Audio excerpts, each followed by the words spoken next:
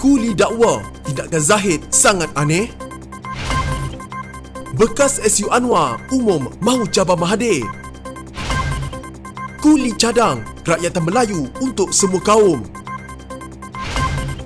Isu KWSP, Najib mengeluh dengan tindakan kerajaan.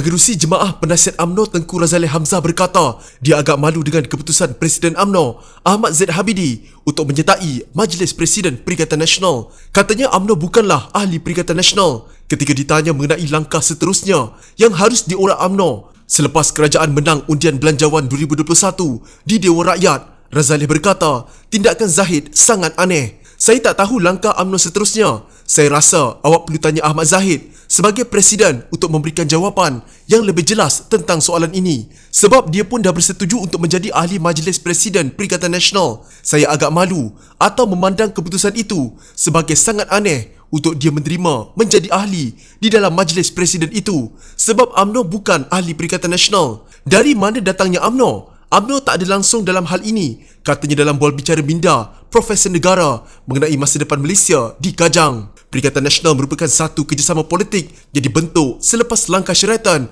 menumbangkan Pakatan Harapan pada hujung Februari lalu. Pada asalnya ia menyaksikan kerjasama antara Bersatu yang keluar daripada Pakatan Harapan untuk membentuk kerajaan baru bersama Barisan Nasional, PAS, bekas ahli PKR yang keluar parti, GPS, PBS dan STAR. Kini Perikatan Nasional secara rasminya hanya dianggotai PAS, Bersatu, STAR dan SAPP, manakala Barisan Nasional pula hanya menyokong tetapi tidak menyertainya. Namun Bersatu dilihat dominan sementelahan Perdana Menteri datang daripada parti itu.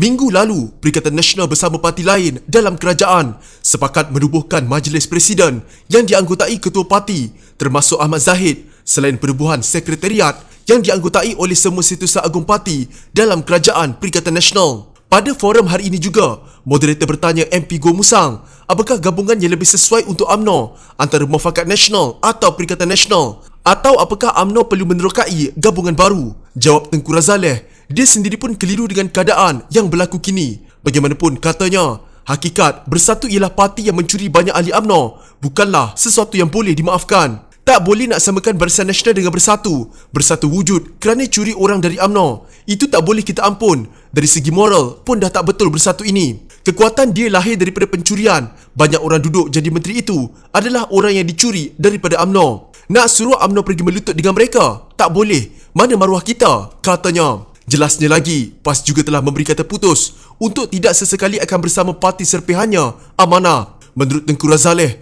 pada pilihan raya akan datang, UMNO mesti mendapatkan semula kuasanya dengan melaraskan semula atau reset agenda parti, termasuk lebih banyak melibatkan orang muda. Dia juga percaya UMNO boleh membuat pakatan dengan kumpulan-kumpulan yang produktif dan tidak anti siapa-siapa yang katanya boleh diharapkan untuk menumpukan masa dalam pembangunan masyarakat.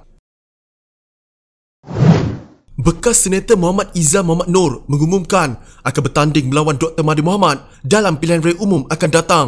Katanya dia sedia bersemuka dengan bekas Perdana Menteri itu sama ada di kerusi disandangnya di Langkawi atau di mana-mana tempat. Kita tidak boleh biarkan Mahathir berjaya hancurkan reformasi lagi. Katanya yang kini bergerak melalui platform Gerakan Reformasi 98 atau Gerak 98. Gerak 98 merupakan platform bagi pendukung semangat gerakan Reformasi 1998 yang dicetuskan oleh Presiden PKR Anwar Ibrahim selepas dipecat oleh Mahathir pada tahun 1998. Mahathir ketika itu menjadi Perdana Menteri buat kali pertama dan Anwar bertindak sebagai timbalannya. Izzam yang terkenal dengan pidato lantangnya ketika itu berkhidmat sebagai setiausaha politik Anwar. Dia bagaimanapun pernah terlibat dengan pelbagai parti termasuk PKR, UMNO dan Bersatu selepas itu. Bercakap kepada Malaysia Kini, Izzam juga berkata Presiden Parti Pejuang Tanah Air yang juga anak Mahathir, Mukris, akan turut dicabar oleh tokoh Gerak 98 daripada Kedah.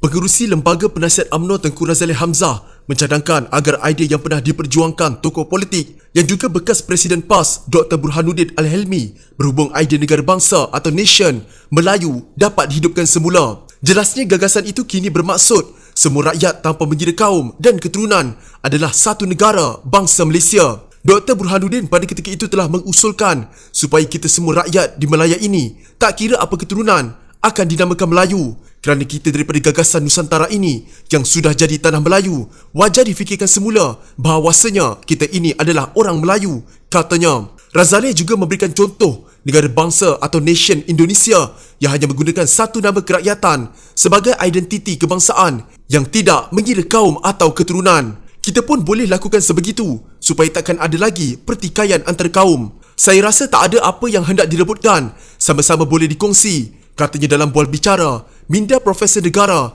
mengenai masa depan Malaysia di Kajang. Burhanuddin merupakan pemimpin parti politik Melayu pertama selepas Perang Dunia Kedua yang menuntut kemerdekaan Parti Kebangsaan Melayu Malaya PKMM yang kemudian merubuhkan gabungan sayap Pertubuhan Berideologi Kiri Pusat Tenaga Rakyat Putra. Sementara itu, Kesatuan Malaya Demokratik MDU di Singapura dan beberapa kumpulan lain membentuk Majlis Bertindak Bersama Semalaya AMCJA yang bersifat pelbagai kaum. Gabungan Putra AMCJA kemudian menggagaskan Perlembagaan Rakyat pada 1947 yang mengandungi 10 prinsip teras bagi menggantikan Malayan Union yang menimbulkan kontroversi hebat di tanah Melayu pada tahun 1946. Prinsip ke-6 Perlembagaan Rakyat menggariskan bahawa kerakyatan yang serata bagi semua orang yang menganggap tanah Melayu sebagai tempat tinggal tetap dan sanggup mencurahkan kesetiaannya tanpa berbelah bagi. Prinsip ke-9 pula berbunyi, kerakyatan Malaya haruslah dinamakan Melayu. Perlembagaan Rakyat terkubur apabila British mengharamkan pertubuhan-pertubuhan dalam Putra AMCJA ketika mengisytiharkan darurat 1948. Perlembagaan Persekutuan yang digubal hari ini dirangka oleh sebuah suruhanjaya yang dinamakan sempena nama pengerusinya, iaitu seorang hakim Mahkamah Rayuan England, Lord William Reid. Cadangan suruhanjaya Reid diterima oleh Parlimen British pada Jun 1957 dan berkuat kuasa secara rasminya pada 31 Ogos, iaitu selepas kemerdekaan. Perlembagaan Persekutuan itu kemudian dipindah menjadi Perlembagaan Malaysia apabila tanah Melayu bergabung dengan Singapura, Sabah dan Sarawak lalu membentuk Malaysia. Bekas Perdana Menteri Najib Razak berkongsi hasil pertemuannya dengan kerajaan semalam berhubung lanjutan automatik moratorium ke atas pembayaran pinjaman bank dan pengeluaran tanpa syarat RM10,000 daripada akaun 1 KWSP. Beliau seolah mengeluh apabila mengatakan kerajaan anggap mereka sudah buat segala apa yang perlu untuk memenuhi tuntutan Barisan Nasional bagi dua isu itu. Saya beritahu mereka, ramai rakyat yang tercicir dan terbeban dengan syarat-syarat KWSP, katanya di Facebook. Saya juga ceritakan ramai yang mengadu mereka tidak diluluskan lanjutan moratorium. Namun kerajaan Perikatan Nasional jawab saya bahawa apa yang sudah diumumkan sudah elok. Dalam pertemuan itu Najib berkata, Barisan Nasional tidak mahu lihat jutaan rakyat beratur di pejabat KWSP untuk serah pelbagai dokumen sebagai bukti mereka layak untuk ISINA. Kerajaan juga diberitahu ada bank yang mengambil kesempatan untuk menambah tempoh pinjaman bagi mengaut lebih keuntungan bagi mereka yang minta lanjutan moratorium. Mereka kata pada saya,